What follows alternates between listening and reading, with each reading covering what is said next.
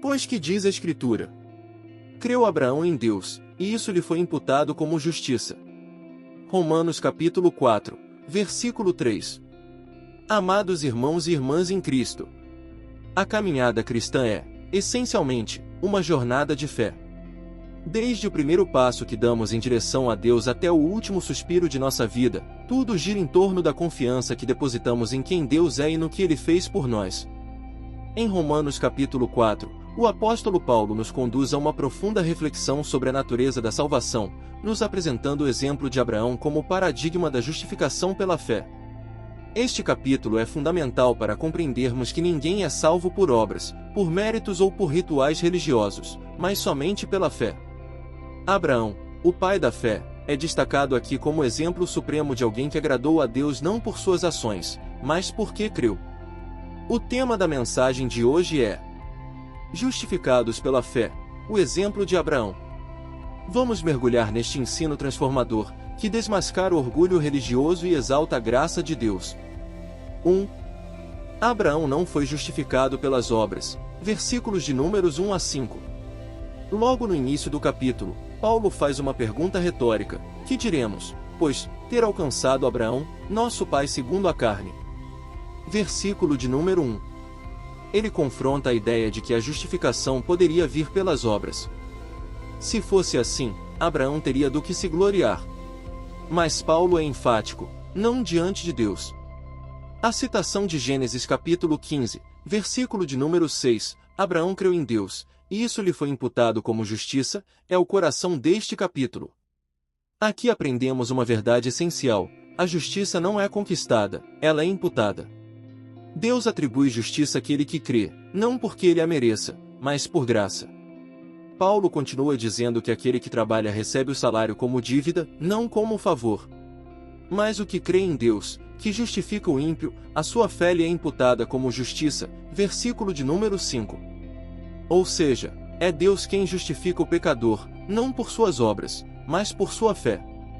2.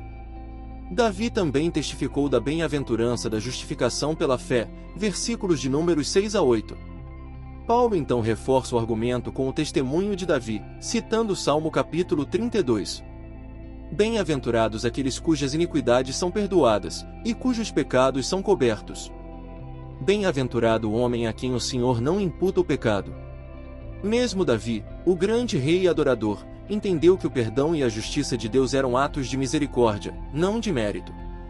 Ele celebrava a graça e a não imputação do pecado, um conceito que se torna central no Evangelho. 3. A bênção da justificação é para todos, judeus e gentios, versículos de Números 9 a 17. Paulo então questiona: esta bem-aventurança vem somente sobre os circuncisos, ou também sobre os incircuncisos? Versículo de número 9. Ele argumenta que Abraão foi declarado justo antes mesmo de ser circuncidado, tornando-se assim pai tanto dos que têm fé sem a lei, gentios, quanto dos que são da circuncisão, judeus. A promessa feita a Abraão de ser herdeiro do mundo não foi baseada na lei, mas na justiça da fé, versículo de número 13. Isso mostra que a herança espiritual não é restrita a um povo, mas se estende a todos os que creem. 4. A fé de Abraão era firme na promessa de Deus, versículos de Números 18 a 22. Abraão creu contra a esperança, mesmo quando tudo parecia impossível. Mesmo com quase 100 anos de saristério, ele não duvidou da promessa de Deus. Ao contrário, fortaleceu-se na fé, dando glória a Deus. Sua fé não era superficial, mas firme, convicta de que o que Deus prometeu também é poderoso para o cumprir, versículo de número 21. Por isso, a fé de Abraão foi considerada justiça. 5. A mesma justiça está disponível para nós, versículos de Números 23 a 25. Paulo encerra o capítulo afirmando que as palavras "isso lhe foi imputado" não foram escritas apenas para Abraão, mas também para nós. Se crermos naquele que ressuscitou Jesus dentre os mortos, seremos justificados. O qual por nossos pecados foi entregue, e ressuscitou para nossa justificação.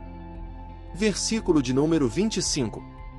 Aqui está o clímax: Cristo morreu pelos nossos pecados e ressuscitou para nossa justificação. Aplicações práticas do dia a dia. 1. Descanse na graça, não nas obras. Pare de tentar merecer o favor de Deus com suas boas ações. Faça o bem, sim, mas entenda que a salvação é um presente, não um pagamento. 2. Creia mesmo quando tudo parece impossível. Assim como Abraão creu contra a esperança, confie nas promessas de Deus mesmo quando as circunstâncias forem contrárias. 3. Compartilhe a mensagem da fé com todos. A bênção da justificação é para todos. Seja um anunciador do Evangelho da graça a todos os povos, sem acepção. 4. Agradeça diariamente pela justificação. Não permita que a rotina apague o brilho da graça. Acorde cada dia lembrando: fui justificado pela fé, sou amado por Deus. 5. Fortaleça sua fé no caráter de Deus.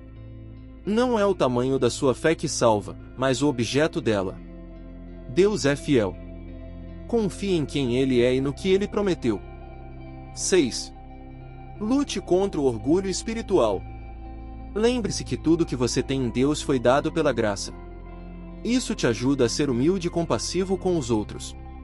O livro de Romanos capítulo 4 é um convite à verdadeira fé. Fé como a de Abraão. Fé que acredita, que persevera, que não depende de méritos, que confia nas promessas de Deus. A justiça que salva é imputada, não conquistada. É recebida pela fé, não pelas obras. Que possamos hoje renovar nossa confiança em Deus, descansar na justiça de Cristo, e viver com os olhos voltados para a graça que nos salvou. Agradeço a você por acompanhar esta mensagem até o final.